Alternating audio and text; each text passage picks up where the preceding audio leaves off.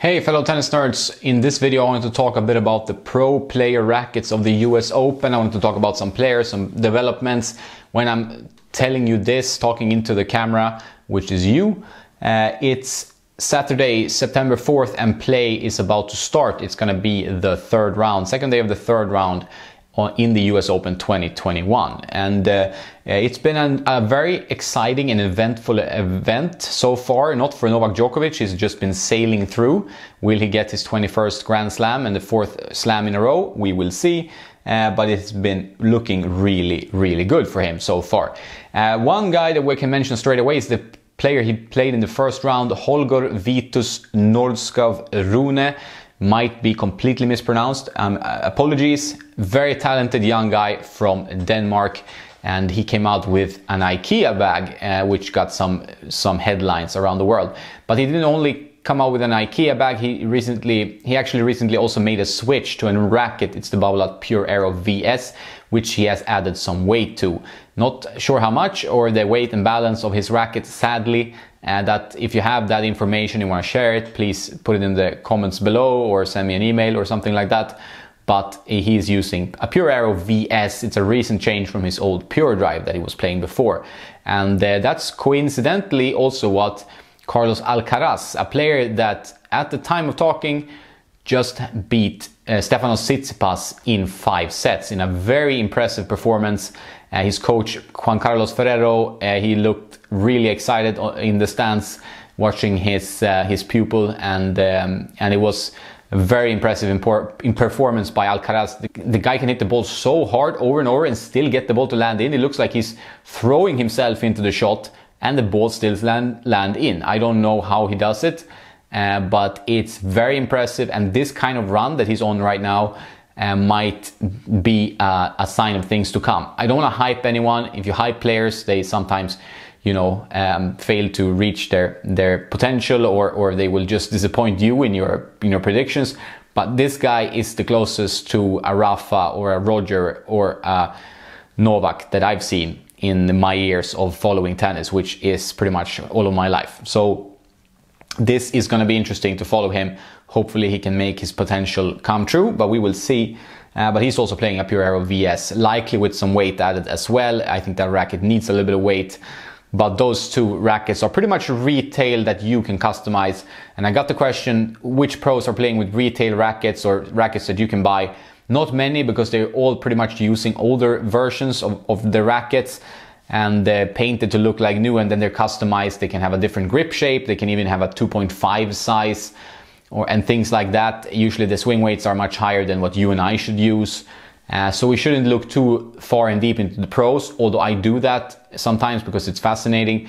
But I'm not looking at Holger and thinking I should play with something like that, because it doesn't suit me. And if I would compare myself to Grigor Dimitrov, I would still not be able to play with his spec, because it's super heavy and difficult to swing. So don't use it as information on what you should play with. That's my recommendation, but it's fun to know sometimes. And the Pure Aero VS, used by two young up-and-coming players, really strong. Talking about Pure Aero VS, we have Jack Sock back in action. Jack Sock, he had like some extremely rough years some time back when he didn't win an ATP match for a whole season. But now he's back, he's playing well. He's in the third round playing Alexander Zverev, and Jack is using an old Aero Storm. So it's not the actual Pure Aero VS, but an older version of that same type of racket. So that's his racket. He strings it incredibly low. That's what I know. I think around 40 pounds. That used to be his tension. I always recommend players to consider stringing lower.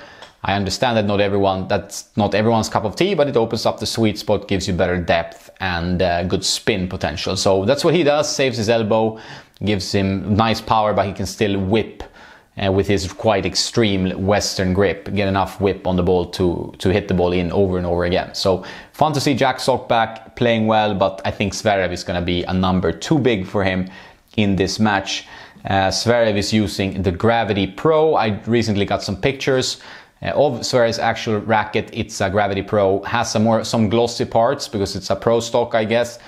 but it's pretty much a Gravity Pro, and he has added some weight, and the specs I will put in the video here. You can see it visually. I don't know them 100% off of my head, but I think it's around 342 grams, 32.8 centimeter balance, and a pretty hefty swing weight, like 340, 350 swing weight.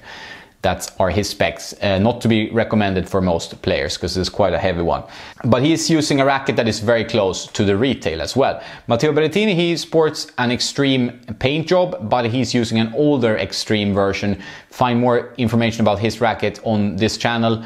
I don't know exactly on the top of my head which generation of the Extreme it is, but there were some really good Extremes. I like this update to them. I especially prefer the Extreme Tour.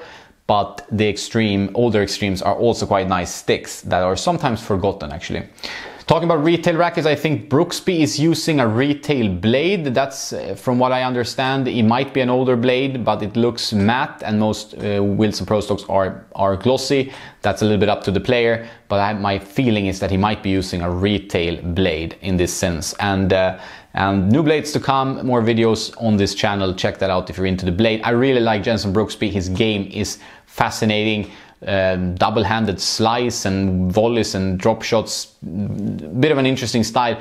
Very, very high IQ tennis brain. He is playing the whole court and playing it wonderfully. So really enjoy watching Jenson Brooksby play tennis. He's playing Aslan Karatsev, who is not using the Prestige MP, but is actually using PT57A, which is somewhere in here, and it's a Pro Stock racket, but it's based on a mold that's 30 years old, used by Murray, Simon, and many other players, and that's what he's using. So Ilya Ivashka, another player that uses the PT57A. What form this guy is in? He just won a tournament. Before this, Winston-Salem, he beat everyone in straight sets without giving many games.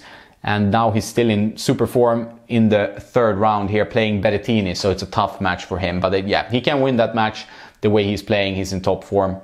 Monfils is not using any kind of retail edition. He's using the Wilson H19 Pro Stock, so that's not a retail racket. If you go back a few generations and you find a Speed Touch MP, that is what Jannik Sinner uses with some customization. So you can find an older Speed. It's not that hard on the used market, or some racket companies that might have stock left of this frame.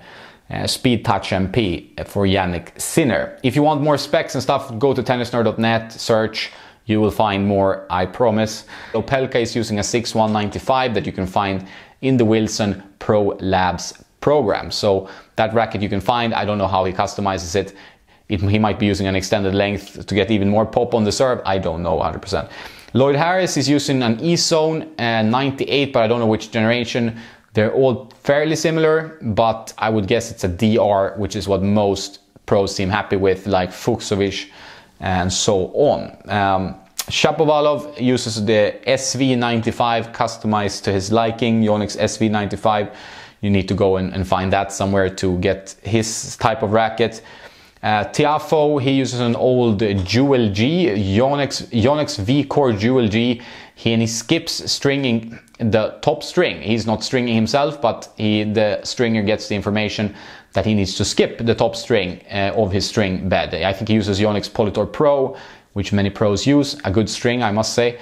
And yeah, he skips that on his Jewel G because the Jewel G has a 1620 string pattern, not the 1619 that the newer V-Core Pro 97 has. Peter Gojovchik, sorry for the pronunciation, he is playing with Prestige, IG Prestige MP with an open pattern. 1619, as far as I know, I've seen his rackets for sale somewhere. It's a TGT 293.1 that he uses. I don't know the specs. He's not maybe the most exciting player or the player that you're looking for his specs, but he's been playing really well. But I think he will lose to Carlos Alcaraz in this round, which means Alcaraz is in the quarters. Pretty impressive for an 18-year-old.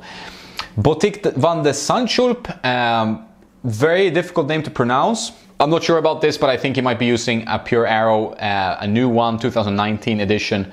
They're due an update soon, but we'll see. But he's been an Aero Pro Drive user for pretty much all his career. So he's still with that, but perhaps the later generation, not sure. Schwartzman, he's using the IG Radical MP, but 28 inches long length not very retail racket. Daniel Evans, I've done videos about him, 6'1", customized grip, and he's been playing really well. Impressed how he beat Popyrin in 5 sets. That was required some heart and grit because he was 2 sets down, but managed to turn it around. And then Medvedev, he's using not the T-Fight, but he's using an older version of the T-Fight 305, I think, but it has an 18-19 pattern and a 95 square inch head. So it's not this newer one, which is 98 square inch head. He is using a racket that is closer to his old 6'1" for his extremely unorthodox but amazingly efficient style of tennis. I think I managed all the 4th round matches. There are not that many players that use retail rackets, as you can see. But there are a few, like the Pure Aero VS, you can get that. I know there's a few pros that use the Extreme Tour, like Lorenzo Musetti, obviously customized, they all customize them to their liking, but you can get that mold, that actual racket mold, and then you can find your own way to play it if you want the same stuff that they're using.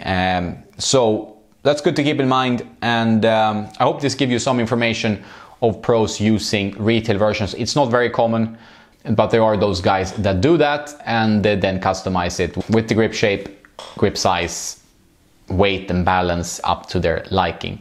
Well, that's pretty much it. I'm really looking forward to watching some more US Open action.